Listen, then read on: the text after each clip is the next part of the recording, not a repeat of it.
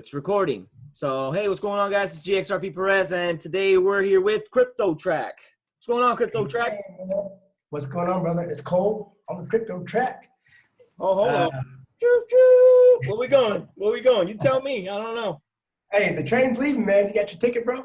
I got my ticket. I got my hat. I got everything. I'm packed. I'm packed, ready to go. All right. I even got my handed down the notebook. There we go. I got my monster.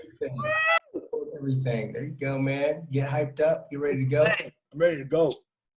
All right. So, you ready to go? You know it, man. Like you don't even know. I'll take this like way beyond. Like way beyond. Check this out. You ready? I'm ready. Where we going? Whoa, we got the green screen. No, I ain't got no green screen. I just know where I'm going. Cause of this guy right here. Nice. Nice. Yep. And then this is my vacation spot. Right after we move, that's where I'm going. But no, yeah, that's my little. That's a little trick. This little trick. I'll show you. I'll show you later on. But anyway, I got into the market. I had to deal with a situation during the weekend. I didn't really look at it. I hopped back into the market. It was bullish, and then all of a sudden, I go in and it's crashing. So I don't know what you know, but I know people want to know what the hell's going on with the market. From over the top that I know, that I've learned, I don't know if you've read any articles as of today, I know that something about coronavirus, something that supposedly came out of Congress. As a matter of fact, if you could do me a favor and see if you can pull up, put why did market crash, put 2/16/2020. And then maybe we could read them an article. Does that sound good to you? Yeah, sounds good, man. And before we hop into it, why don't you go ahead and introduce yourself to my audience, because they won't know who you are, but they sure will after this. So they need to get to know you, just like everybody else. Yeah. So like I said, I'm Cole. I got the Crypto Track channel on YouTube. Just started that up. I like to speak to people in the XRP community, different people just interested in cryptocurrencies. So yeah, it's just exciting. I'm pretty new to the market itself, but that's why I hang out with people like GxrpPerez to gain more knowledge. I think we should be knowledgeable on what we invest in, and I'm invested in it, so I just want to learn more about it. Cool. And in the 5 minutes that you've been with me, that kind of an overview, you've learned a little bit, right? Yeah, man. Really, just busting gold nuggets, man. You can't find them all in one day, though. I promise you that much. Right, man. It's all about building relationships and continuing to learn and grow together. Yeah, you progress as you go. So on that note, this is an article based on cryptocurrency or just the market crashing period? This market in general. Well, go ahead and cover it, because that could be another reason why we're being affected. So yeah, just over the top, if you can go ahead and read that. Yeah. Okay. So what's the risk of a market crash in 2020? So this is just talking about it, and as we see, the market's been rising really fast. So there's a lot of people kind of skeptical on that as well. So just real quick on this, stock market crash are tough to predict. Fortunately, they're also quite a bit rarer than you might think. The stock market dropping overnight has historically appeared a result of either glitches in trading operations or unexpectedly correlated behaviors such as forced selling. For example, it is now often believed that the 1987 Black Monday crash, where the markets fell over 20% in a day, was primarily driven by portfolio insurance, where many investors had trading places in place and causing them to sell if the markets dropped by a certain amount. The intent was to protect these investors from larger losses. Okay, so let's talk about the insurance. We could possibly leave it. We could possibly leave that at that, because that has to do with, like you said. I just wanted to see if it had anything to do with Congress or anything like that at the moment. This looks like it's really talking specifics, like why can it drop in one day or things like that. So if you want, do you know anything? Do you know about News Now? You know about News Now? No. All right, so I'm gonna send you the link. I'm gonna send you the link now so that you can get it, and then you can have it for future. This is like the most recent news that you get. This automatically plugs it in there. Doesn't matter what crypto it is. You could specify, but I'm gonna send it through you through chat, and like that. Even for your posts, Like when you do, when you do your Twitter updates and stuff like that, if you want to keep your followers up to date, you can do it with you can do it here. And I just sent you the link, so if you want to go ahead and click on that. All right, should be loading up. Perfect. Yeah. So So man, it's funny reading that though. It talks about how it dropped 20% overnight. Man, we seen the volatility. That's why I was like, you know what, yo, you don't want to see them 80s. You don't want to see them 80s. Oh man. Right. It's volatile. So I was like, you know what? Let's kind of skip that little article right there. Which whatever. The beginning is usually what you cover to see if it's going to affect us. Yeah. But when it started talking about 20%, ours is way more volatile than that. So over here on the side, you see where it says Bitcoin, Ethereum, Libra, Monero, Ripple, Stellar, whatever you want to read on, it'll tell you. Nice. This is. I like this. Okay, so right here where it says, is Ripple looking to disrupt the what is 16 billion in remittance markets? So Brad Garlinghouse take. Let's go ahead and cover some news, and then we'll jump into some coins. I mean, we're gonna get caught up pretty much. Yeah. I'm liking the site, man. I'm liking the site. Hello. What am I here for, bro? Like I said, man, that's why I hang around you. Come and ride the train. To the beat. Okay, so Ethereum, XRP, and Litecoin could see further decline. That's an article we might need to get into. Yeah, man. Okay, this is taking a little while to load up. Okay. Shoot, man. So how long you been in the crypto market, brother? All right. So me personally, I've been in it for 4 years. I've actually talked about this in my past videos where 4 years. Yeah. 4 years. It actually takes a toll on you, bro, because when I first started, like I said in my prior videos, it was very difficult, bro, to even get into an exchange. Like now they make it real easy. Now it's Coinbase and put your money in and your card and bing bang and you got your crypto. You know? Back then it wasn't like that. You didn't have that. You didn't have that at all. And nobody was there to teach you how to go through an exchange. There was no YouTube back then for crypto at all. It didn't exist. Yeah, man, that's wild. So I had to figure it out. It took me 2 weeks to get what I had. I invested $500 exactly, and then I got out. I just got exhausted. I didn't pay attention to it. I said, well, okay, well, I'll find out. I fell asleep on it. That bull run went up. I was supposed to make $300,000. 300,000. That's a whole lot of money, bro. That's a whole lot of cash. Oh, yeah. I wanted to cry a little bit, but I didn't. Thank God I didn't. I would have cried. Yeah. No, I'll send you a couple tears later in a jar. I got a whole bunch. I just saved them. Ripple. You know what I'm saying? Yeah. It might make a difference, for somebody one day. All right. Is Ripple looking to disrupt the $16 billion Indian remittance market? Here's Brad Garlinghouse's take. Just the CEO of Ripple. No big deal. Boom. All right.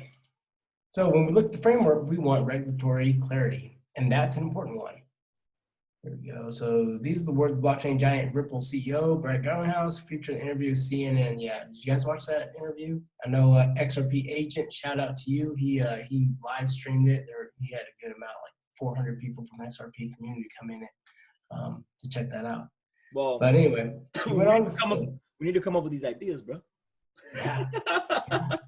No, I didn't watch any of that. Remember, I told you I came in the market. I didn't really pay attention. I don't really read articles either, but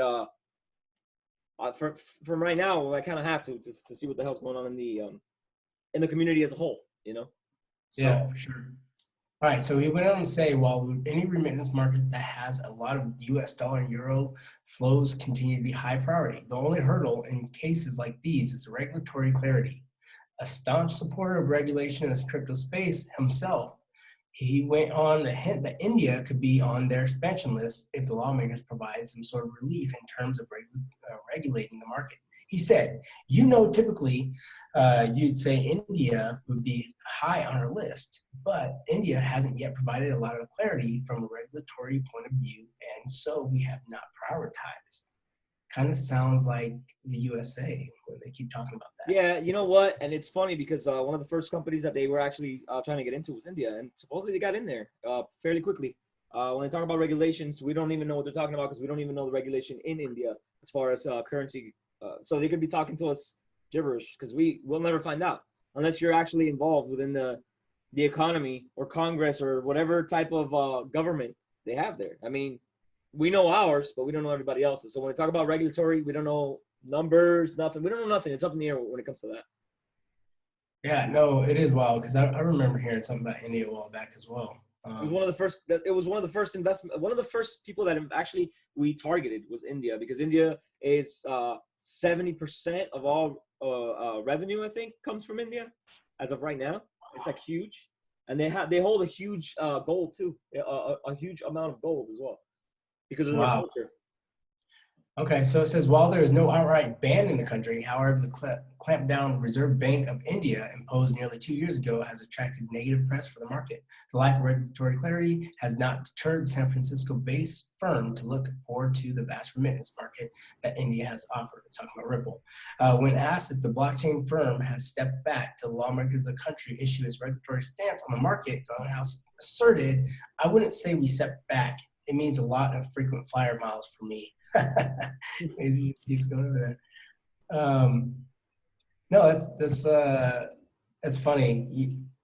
I had a Crypto Nation News on one of the streams with me, and he talked about kind of talked about a crawl, walk, run phase, and where the transition is, where we are now. He said that he thinks we are in the walking phase, and the transition was that Brad Garland House said instead of them calling banks nowadays, they call the banks call Ripple. So I think that's interesting. That would generally be the case regardless. What I say is, honestly, I think everything's my personal opinion.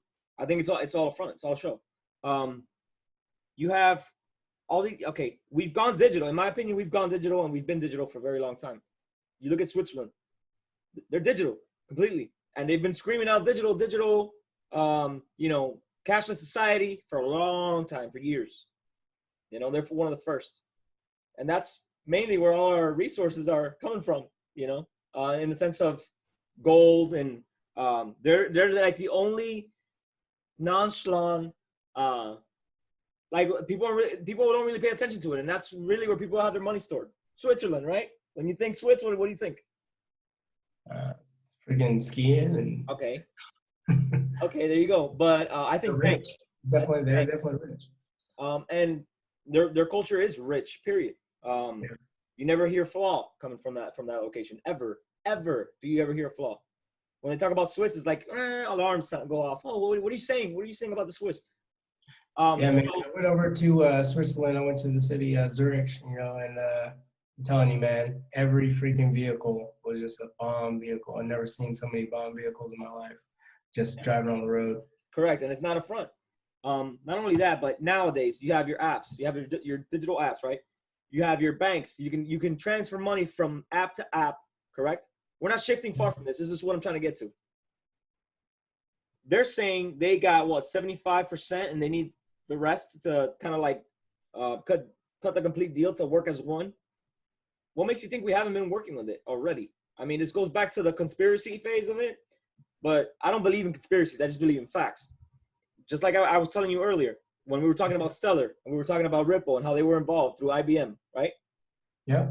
Okay, Stronghold and all those companies that I showed you. When you have Ripple and Stellar working together with IBM, and you have the creators of Zelle, which are Interstellar, which they work for Stellar. Their brand is Stellar, and they're doing Zelle, which are digital payments that work constantly. Then you have Cash Apps, you have Venmos, you have all of these platforms working as one, and that's what these people. That's what these companies are trying to accomplish now. Now is when they're trying to accomplish that. What makes you think we haven't been working with them for years? The test phase. Yeah, no, that's a good point. Yeah, that's a good point. How are we getting these payments across in a matter of seconds, but they're still charging the same fees? Because if you do a PayPal, it doesn't take 2 days. It'll still take your 10 minutes or whatever for them to process, and boom, you got your money, but they still charge you your fee. I could send you right now to Germany. I could send you what, $1,000, let's say. But they're gonna take their $80 fee. Oh yeah. So Yeah. what makes you think that they're not taxing you right now for that? Just because this hasn't been implemented on social media, meaning or on any platform as it's majorly adopted. Wow. So you're saying that they're already using it, or at least possibly they're Well, already using I mean, it it. would only Charging make sense. It would only make sense if you actually think about it. Zelle takes seconds and they don't charge you any fees.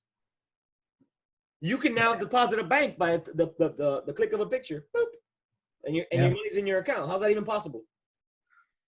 No, that's a good point, man. So, I mean, you can keep reading the article. I just wanted to touch base with that because I wanted to see your perspective on that, because that's mine. You know, people don't see that we've been in a digital age for a long time. When was the last time you saw cash?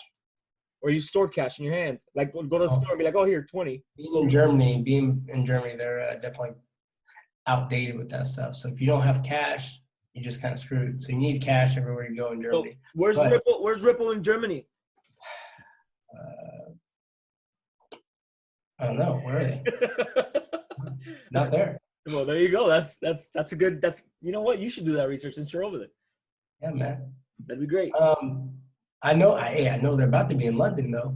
It's close enough. I mean, they've got all their Euro central banks, down packed. They're not worried about that. We're not worried about UK, any sort of Germany or anything like that, because they already locked down the central banks. Remember, they're not doing retail level. Yeah. So, wow, man. Central banks is where they're at. All right. So it says, besides Ripple-backed remittance services provider MoneyGram had recently announced a partnership with Indian money transfer from XBIX Cash, a wholly owned subsidiary of NASDAQ-listed EBEX as a part of its expansion plans. Chart there. According to the Trading Economist, latest report remittance in India increased to $16.373 billion in Q3 of 2019 from $14.641 billion in Q3 2019. Wow. So that's a $2 billion difference. And developments in digital space coupled with regulatory clarity on the crypto market could essentially change the dynamics of the remittance market and on its steady upward curve. Okay, so now that you're done with that article, let's go ahead and I sent you a link. I'll read it if you want. Okay. It's the last link that you have, but so you could show it. All right, should be loading up. Yeah, and why does it look like it's like dark on your end? Let me see. I think it was just that's good now. Now that's good. All right. So it says Ethereum, XRP, and Litecoin could see further decline. And this is starting, I don't know what's the situation that's going on, but maybe this might explain. This is actually one of the updated articles. So let's go ahead. So last week, the market began to overheat as greed took hold. Ethereum, XRP, and Litecoin saw losses in the subsequent sell-off. Indicators show further declines. Ether prepares for further drop. Ethereum saw its price skyrocket over 145% in the last 2 months. This cryptocurrency went from trading at a low of 117 in mid-December 2019 to a recent high of $287. During its run-up, Ether encountered a small correction of 12% in mid-January, right? Yeah. This retracement served as an opportunity for sidelined investors to get back into the market, later pushing its price higher.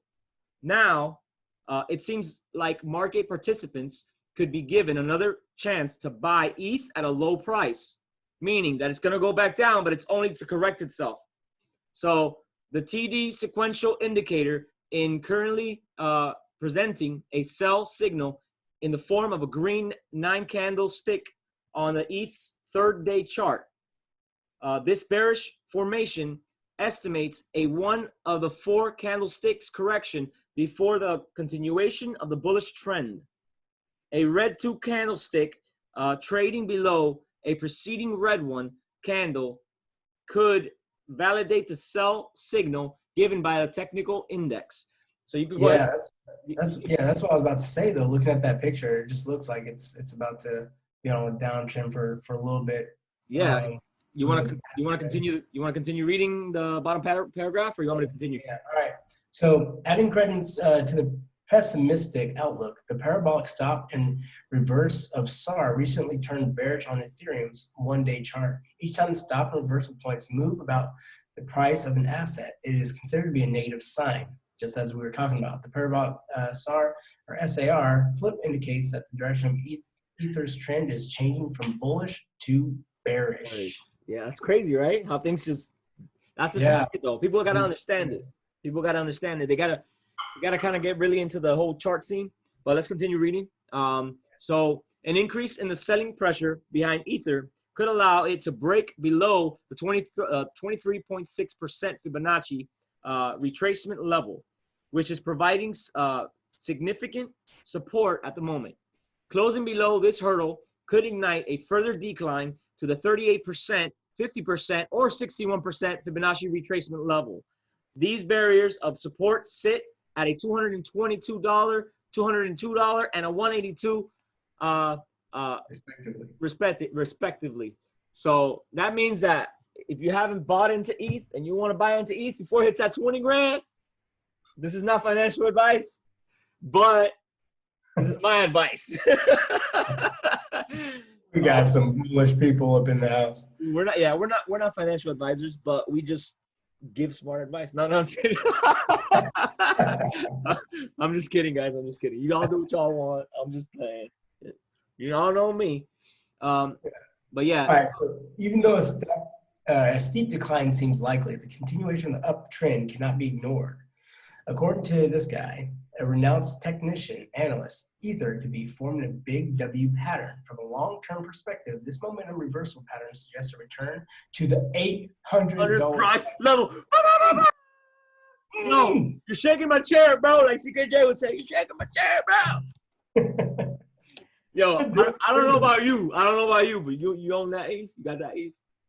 Ah, man. You got that ETH? You got that? I need to get that ETH. Oh my God. I need to get that ETH. Where's your birthday? Tell your wife right now that that's what you want for your birthday, all right? Oh, man. A correction off the current price levels could be a small price movement in the bigger trend. Oh man, all right. Okay, XRP, this is your stuff right here. This is the fun with duds. The fun with duds. Yeah, all right. XRP suffers a major rejection. Uh-oh, that's not good. No bueno. So XRP grabbed the attention of many market participants as it moved above 34 cents for the first time since mid-July 2019. However, the 203-day moving average rejected this cryptocurrency from advancing further, sending its price down to 20%. The sudden downtrend created a bearish 34 cents. Look at that. A bearish engulfing candle on XRP's 3-day chart. This is considered to a bearish formation that is likely to push the price of XRP further down. Bearish engulfing candles are usually more effective when they're preceded by 4 or more green candlesticks. However, a red candlestick closing below the engulfing candles will validate the bearish outlook. All right, so it's pretty much saying that this is why it got rejected. It's just hitting this. It's a major resistance, but it broke past. It's support. Yeah, it broke past the support. It broke past the support, but then it got rejected, and now it's back below that support again. So you want me to continue reading? It says, if this happens, XRP could plunge for the 61% Fibonacci retracement level. On its way down, the 50% Fibonacci retracement level could provide significant support before XRP continues falling. So let's see what happens. A bullish outlook is contingent on breaking the 203-day moving average, especially after the rejection off this level. Closing above it would set the stage for an upswing to the next level of resistance, and that sit between 39 to 45 cents. Woo! Money. Yo, hold on. You got to write that down for him, though. You got to write that down. We don't really care about Litecoin right now. No, I'm just kidding. No. We're all about the XRP, man. So we got 39. 39, and we got 39, and then we got 45. 45 cents. Bueno. When is it hitting that 45 cents, man? 39, 45. When moon. When moon. Okay, so no, you just got to pay attention to it. It says, I mean, you always, I don't know if you guys know, because you guys are maybe new or not, but there's always a trace that these coins always follow this pattern, especially on a bull market. When you're on a bull market, you have your Bitcoins and everything launches, all the other coins follow. Then you have the retrace from Bitcoin. Then you have your alts outperforming your Bitcoin. Then you have your alts retracing. They start retracing, both of them. And then you have your Bitcoin launches, and then your altcoins follow, right? Yeah. So that's the pattern. That's the pattern. They always retrace back. They always retrace back. And on a weekend, that's going to happen, period. That's like your chance to buy. Yeah, man. I'm always nervous, even though I'll see Bitcoin drop, and I'll get a notification. Oh, Bitcoin just dropped 7% in the last hour. I'm like, oh, maybe I should sell XRP, but then I'm too scared. I'm like, I don't want to sell it, and that's when it goes. No, that's what this market's about, though. You can't fall in love with the coin. If you have your bags that you're okay with, that you've already put away, then have your investment side of it, because you should be okay if you make if you have enough to make $500,000 profit based on your sell point, right? Yeah, I mean, what would be a good profit for you? I mean, I do have an exit plan. I'm trying not to sell until about 6. I do have an exit plan. I want to know. So once it hits $6, I can sell 5% of my bags, and that would be more than enough to cover my initial investment, or all the investment that I put into it, and the taxes associated with it. So.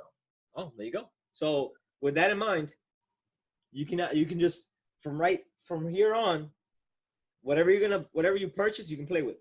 So if you already have an exit plan with the bags that you have, and you're comfortable with that, then whatever you purchase from now on, you can play with. This is how you learn to maneuver. You can move it around, just so you can get a taste of what it is to sell high, buy low, sell high, buy low, and see how you double with a certain amount, specific amount. Yeah, that's a good point. You get 500. Don't mess with the bags I have for the exit plans and strategies, all that. Right, exactly. You have those already loaded up, and on top of that, those are shipped. You just throw away the key.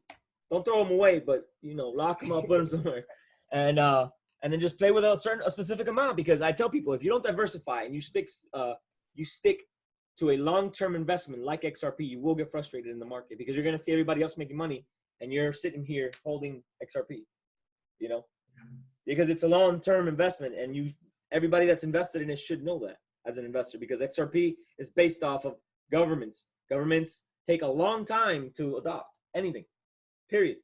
Yeah. And you're not talking about one, you're talking about the world, mass adoption, right? Well, believe me, remember, I'm in the military. I kind of work with the government a little bit. There you go. And it's a hassle just to get through the DMV, Yeah. So imagine something of this magnitude. So if you want to go ahead, anything of importance there? I was talking about Litecoin, but so now that we talked about the daily news, let's go ahead and jump in on one of these coins. I know that we tried to cover. We wanted to cover Chainlink. That was one of the topics. We wanted to cover the new Stellar website. And I got Stellar open right here, so we can kind of look that up. So right prior to this video, as we mentioned, GxrpPerez was just let me know of some stuff with Stellar, just mind blowing stuff. So I haven't researched Stellar too often. I do have a little bag of it, just because I'm always hearing about it. But XRPs are usually what I focus on my knowledge and gaining everything. So, but here we go. So Stellar, the new site, looks pretty cool. So I love it. Yeah, it's an open network for storing and moving money. So here we go. They got some. So it says it's borderless, limitless, and powerful. Makes money better. API, SDK. Help you transform the world of finance and the network's currency connection gives a small company the power of reach of an international bank. Wow, and that's what you're talking about. Right. It's linking with these small companies, not just like well, Ripple's working with the central bankers. And Well, what I try to explain to people, and if you don't agree with me, that's fine. I tell everybody, do your own research. If you don't agree with me and you can prove me wrong, that's perfect, because I like to know. If I'm wrong, correct me, but correct me with facts, not just, oh, no, you're wrong, and but they don't have the facts to back it up. All right? yeah, So what I was explaining to Track was, if you're on a level where you're institutional and you're working with central banks, but that's it, you're not at a retail level, meaning person to person or business to business or business to bank, you kind of need an intermediate there. You need somebody to actually be able to do that. And why is it that Stellar comes out as a different entity dedicated to that? So you had Ripple, then you had Stellar came out, same creator, Jed McCaleb. So they knew this was an issue prior. If you have one, then you're gonna need the other. Think about it. You're gonna need the other. Now, what people don't understand is that Stellar is an upgraded version of XRP, meaning to a retail level. So it's more scalable, more sustainable. The transactions are a lot quicker. You won't need XRP just to do. You would only need it to just do cross-border payments, but for big amounts. You have Stellar, which is at a retail level that can grab from a personal level to a central bank level or to an actual institution level. You can do all three, and you would just need XRP to just go ahead and transfer that. That would make complete sense. That's where this comes into play. That's why we wanted to talk about it, right? Yeah.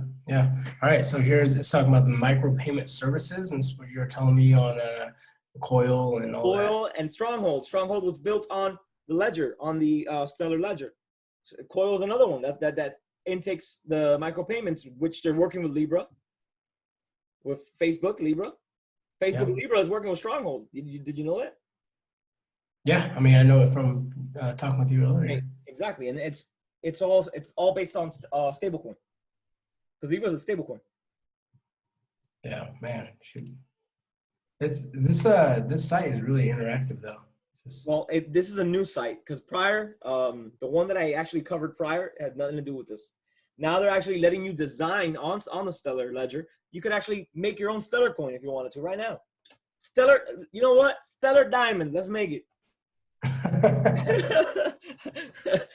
Crypto Track ledger. You know what I'm saying? You need the GxrP tokens to get on the train and shit. Yo, it's crazy what they're able to do now. They've evolved it and they've made it look down there. You have your IBM. Scroll down. Look at your companies. Why don't you trace one of these companies and see where you get, like Bitmon or Satoshi Pay or Noodle, or these are all projects that are working. What is this? Franklin Templeton Investments. Can we research that company, or what? You want to? Yeah, let me click on this thing right here. You're like, hell yeah. Go ahead, read that if you want. There we go. Yeah, I'm just kind of curious what it says. Stellar's an open source network of currencies and payments. Stellar makes it easy to create, send, trade digital representations of all forms of money, dollars, pesos, Bitcoin, pretty much anything. It's designed so all the world's financial systems can work together on a single network. Stellar has no owner. If anything, it's owned by the public. The software runs across a decentralized open network and handles millions of transactions each day. Like Bitcoin and Ethereum, Stellar relies on blockchain to keep the network in sync. But the end user experiences is more like cash. Stellar is much faster, cheaper, and more energy efficient than typical blockchain-based systems. It's interesting how it doesn't mention Ripple or XRP. Why would it? It's the same creator. Why would it? Why would they? Period. Right there, it's telling you. Because they're known, just like Bitcoin and Ethereum is known. Yeah, but they're marketed as two different companies. Why would they want to even challenge that? That's what I'm saying. It's wild. All right. It's a very genius way of look at Poly. Poly, you know what Poly is? Yeah. I know it just opened up. No, we talked about Poly. We touched on Poly back then when I did the video with Dad. We touched on Poly. We went through the entire Poly site. We did it. It's a vault. It's a vault to hold all these assets. in one place if you want to exchange them. So if you got Stellar, which can change one fiat to another, they're gonna have to do that through stable coins, or they're gonna have to anchor. What's what they call an anchor. So it's gonna have to get to an anchor where they exchange for that currency. That's fiat. Yeah. You're talking about fiat. You're still gonna have that intermediate person that's exchanging this money. So let's say, for example, I want to transfer it somewhere else. That anchor is going to get that. You're going to go pick up the fiat there to where that anchor is. It's not going to get directly to you. This is a cross-border payment that you're transferring from one fiat to another. Yeah, so it's like an IOU. Exactly. So it's like an exchange. You go to an exchange, you pick up your money, and that's it, right? But I could send money, and they go ahead and exchange it for you right there at the anchor. Because remember, we're not going to get rid of fiat the way people think. It's not going to be overnight. You know. That's what happens. You have too many outdated systems out there. You have too many people that are not updated. This is why it's going to take possibly till 2025, in my opinion, to get it all going to where we can send payments to Germany, because you said they're outdated themselves. You know what I'm saying? In that sense. So that's where you have your coins like what's one of the fancy ones that I covered too. I actually have it's called a Pundi X, like a Pundi X type of thing. You know what Pundi X is, right? Yeah, I got some Pundi X. So you know all about it. So it's companies like this that are going to bring awareness to small locations like that location where you're at in Germany. So that's what they're working on. That's why all of these are very like small, hot companies that people are not really paying attention to. These are the companies that are bringing awareness to your day-to-day distributors. This is how you gain that awareness, and you're able to actually implement this system at a mass adoption level. So you're going to see in Germany, eventually they're going to put little ATMs everywhere, and you know, kind of like Las Vegas. Exactly. Like right now in Oregon, we have a ton of crypto, and nobody's aware of what it even is. And you have ATMs all over the place. Every gas station now has a freaking Bitcoin ATM machine, where you could do XRP, you could do Stellar, you could do. So this, you know, this is just awareness. Yeah, that's definitely good for, you know, mass adoption. And who owns these ATMs? Stellar does. Stellar does. Stellars are distributing ATMs at a mass adoption level. So they have a company that's dedicated to ATMs, to the distribution of ATMs. You didn't know that, did you? No, I remember reading an article on the ATMs. It had a company's name, but I don't remember what it was. Okay, well, Stellar's also involved in that. So, and we can look that up. We can look that up later on, but you can continue with this. Yeah, man. You want to go ahead and read this one? What Stellar's for? Let me see, because I'm not even there on my page. Hold on. You clicked on. Okay, I'll go ahead and read it. The Stellar network launched in 2015. Since when it's processed more than 450 million transactions made by over 4 million individual accounts. Wow. Companies as big as IBM and Franklin Templeton. And that's what we talked about. Yeah, and as small as a single dev startups use Stellar for moving money and accessing new markets. From the beginning, Stellar has been cryptocurrencies adjacent, but the software has always been intended to enhance rather than undermine or replace the existing financial systems. Whereas, say, the Bitcoin network was made for trading only Bitcoins. Stellar is a decentralized system that's great for trading any kind of money in a transparent and efficient way. The Stellar network has a native digital currency, the lumens, that's required in small amounts for initializing accounts and making transactions. You can read more about that here.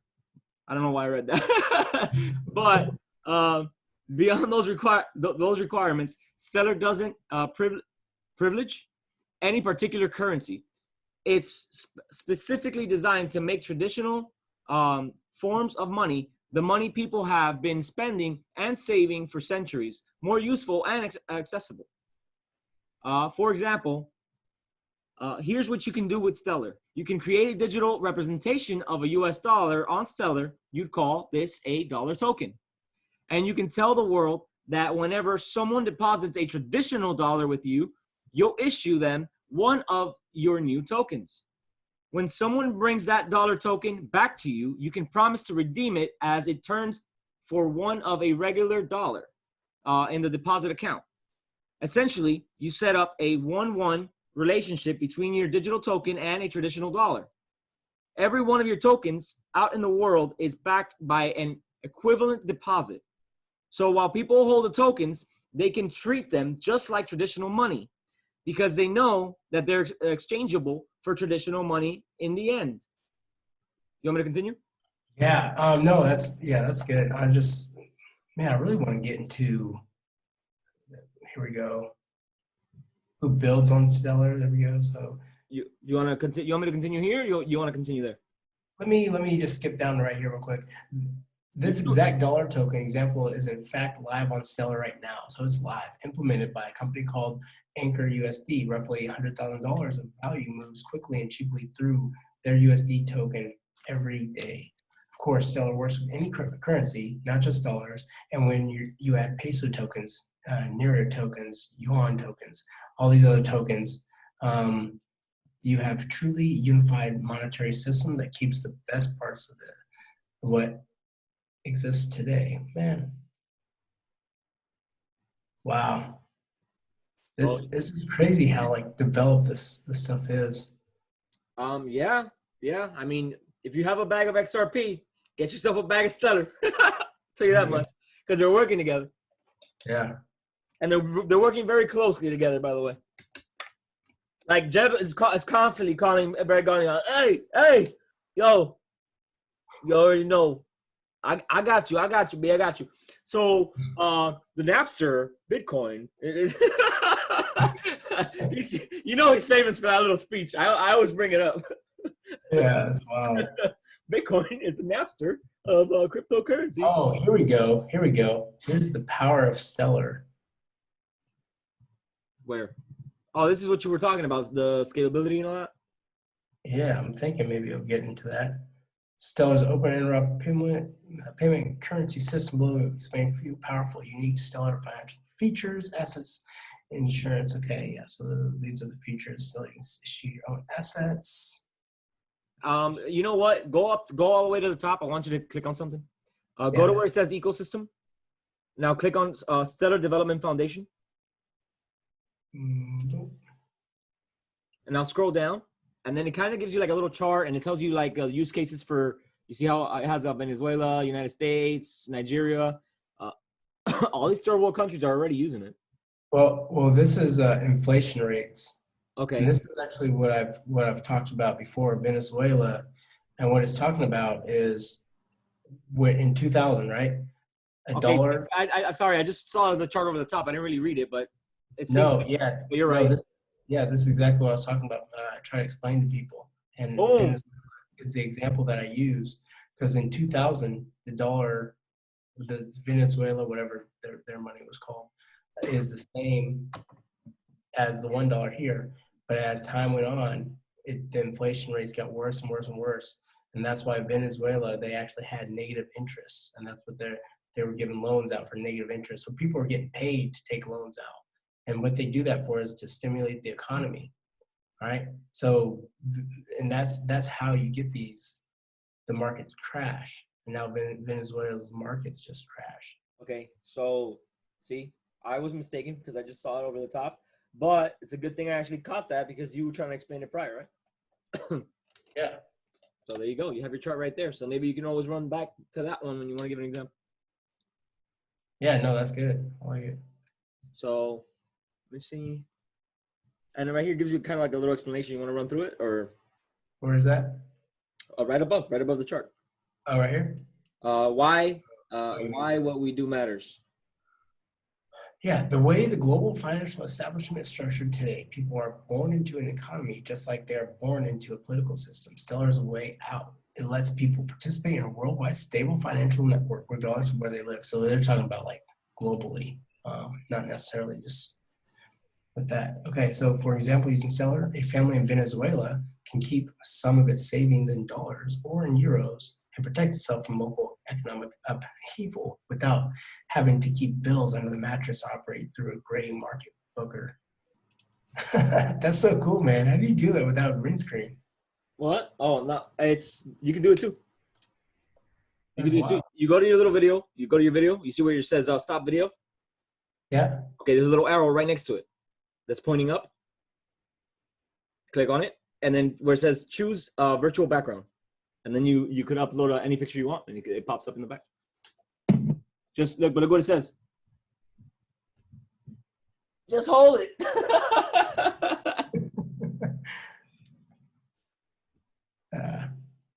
It's crazy. And you don't need, you don't really need this Zoom, but that's pretty cool, man. yeah, you don't really need a green screen for it. I just wanted to mess with you.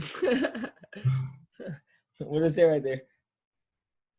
What does it say? You got a small screen here. Oh, looking for freedom. It has money, Ethereum, Bitcoin, Rolex. You see that? Baby. Yep. But anyway, let's get back to this. So, so is that what you wanted to cover with as far as Stellar? Yeah, I think that's good, man. You wanna move to what else we have here? I wanted to move to, what was it, Chainlink? Or no, Atom. Let's cover Atom. We haven't really covered Atom. Atom, that's right. And I explained to you what Chainlink was about, because I know I actually researched Chainlink for a bit. But the thing is actually explaining it to somebody to a level where they understand it. That's what we're trying to get at. Let's go ahead and do Cosmos first. We'll do Cosmos, and then we'll jump into, and then if anything, we'll look into Chainlink. Yeah. Okay. Here's Cosmos. All right. Let me jump in so I can be on the same side. As a matter of fact, send me the link through the chat, please. Yep. Gotcha. If you don't mind. Yeah, man. This site looks pretty high speed as well. I'm liking it. All right. The site should be to you. Perfect. Got it. All right. So we're open. We're open for business. Yeah. All right. So, scalability. Actually, wait. Before you start reading, I always like to do this, and I'm really sorry that I interrupted you. I didn't mean to. But scroll up. You see where it says watch video? Let's click on it. Let's watch the video. It's usually like a 5-minute video. Open it up completely. Open it up. Expand it. Welcome to Cosmos, the foundation for a new token economy. Blockchain tooling has steadily evolved over the last decade, beginning with the birth of Bitcoin. Bitcoin radically revolutionized the way the world can make payments. It introduced the invention of the blockchain, which spurred the creation of every other cryptocurrency since. Its codebase, however, wasn't designed for building custom applications. It was for this reason that Ethereum was built. It's an archaic system. The next wave of tooling by combining rich smart contracts with the blockchain. Because of its programmability, Ethereum catalyzed an explosion of new decentralized apps into its ecosystem. But still to this day, economic activity that occurs on siloed blockchains like Ethereum or Bitcoin are confined to their own chains. Cosmos is building the foundation for a globalized, interconnected token economy. To make this happen, Cosmos provides these tools: a communication protocol, a consensus engine, and a software development kit for building customized blockchains. Cosmos offers each blockchain their own sovereignty, meaning your application can be custom built for your users, governed by your users. The Cosmos SDK is the tool that gives developers the ability to create sovereign blockchains with plug-and-play modules to ultimately launch their very own token economies. An example blockchain built with this SDK is the Cosmos Hub. The Cosmos Hub features the latest generation of technology like BFT consensus, proof of stake, and on-chain governance. The Cosmos SDK gives your blockchain the ability to connect to other sovereign blockchain applications through IBC. Using these tools, new blockchain applications can be built at record speed, connecting and transferring data and assets with each other for the first time in history. With Cosmos, blockchain technology has the power to revolutionize open finance, prediction markets, cross-border payments, healthcare, real estate, and more. Contribute to the Cosmos vision for a world of explosive economic growth through the power of connected blockchains. Cosmos, the internet of blockchains. Goodness. Oh, that's wild, man. so now they get a concept just like we have, because I don't know anything about Cosmos. I mean, I'm sorry that I interrupted a little bit, but I had to get some stuff going here. What do you think about it? What do you think about it? I think, I don't know, man. There's so many, cryptocurrencies out there that have a specific different use case, and this one is like it said on the very end. It's the internet of blockchains. So, well, XRP, it's kind of internet of value. That's working with that. That's like compiling everything together. How it went to. It doesn't matter what it is, healthcare, payments, anything can be all on the blockchains together to where it all links together. It's pretty And well. you know who's also doing that, right? Yeah, what? Icon. Really? Icon's use case is that, and that's why it caught me by surprise when they actually put Cosmos within the what is it, Coinbase? Because Coinbase is very specific in what they use. Unless it's gonna have an actual use case, if you haven't noticed, Coinbase won't put it on their page unless they see that business is actually booming and they're actually partnered with a lot of other different businesses. You won't see a coin on Coinbase. So that's why they say any actual cryptocurrency that you see on Coinbase is because it's going to be used. Wow. It's going to be used, and they have a specific reach for them, meaning that there's certain credentials you have to like go through, like kind of like a filter before you can even be put on Coinbase. Because remember, That makes sense because they don't want people investing in something that's just going to shit. they're a brokerage. They're not an exchange. Yeah.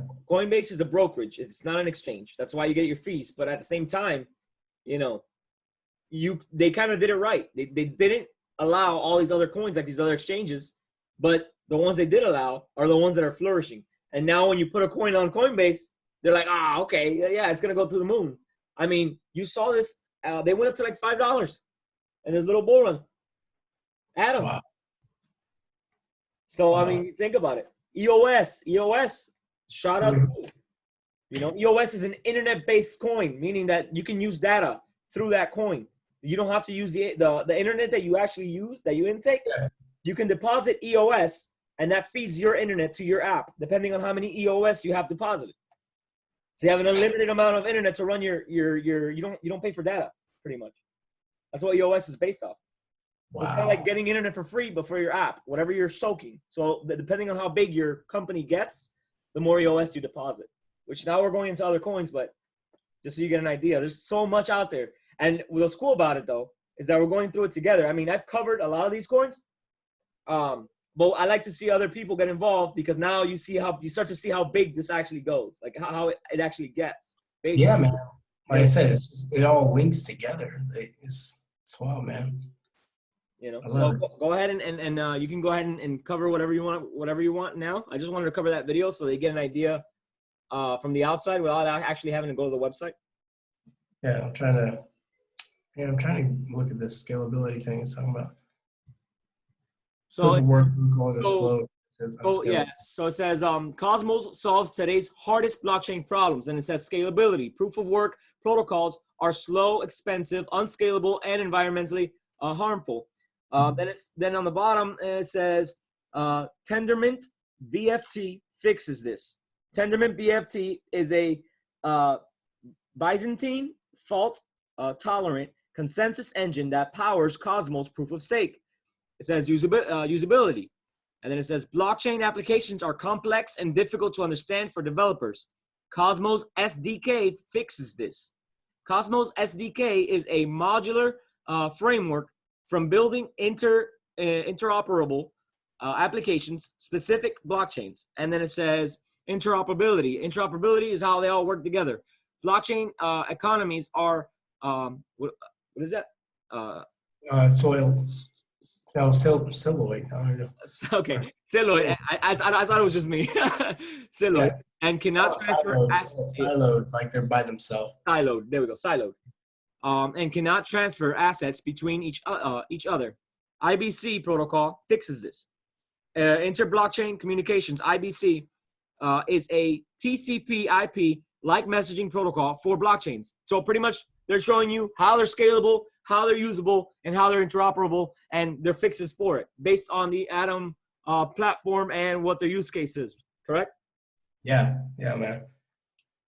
You want to go to the developer portal or? No, that's nothing. I clicked on that. That's like, That has to do with programming and stuff. Okay, building on Cosmos.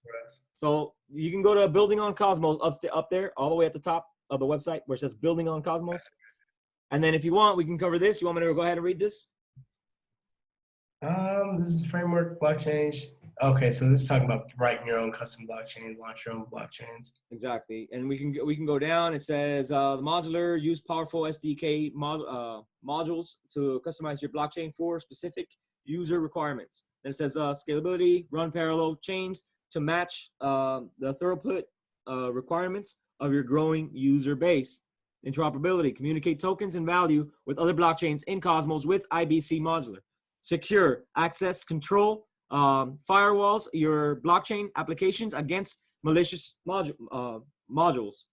And then proof of stake, use the Cosmos POS module as a secure foundation for your custom blockchain application.